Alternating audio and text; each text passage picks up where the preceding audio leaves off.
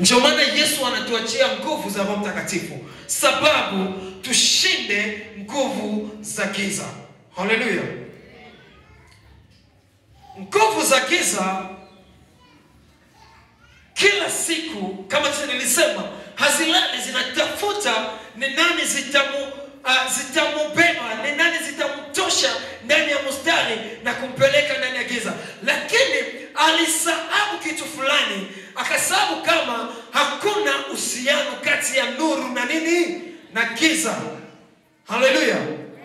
Na tunaweza changamoto ama tunashinda changamoto za dunia hii sababu ya nguvu za Roho Mtakatifu ambazo ni nguvu za Mungu. Haleluya.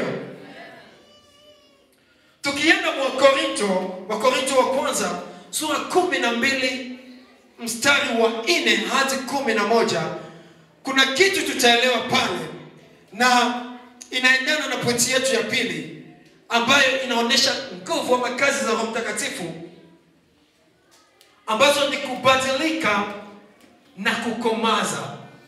Inatufanya tubadilike na tukomae. Haleluya. Nguvu za Roho Mtakatifu zikikuja maishani mwetu hazitatuachaka gisi zilitukuta kamwe. Haleluya.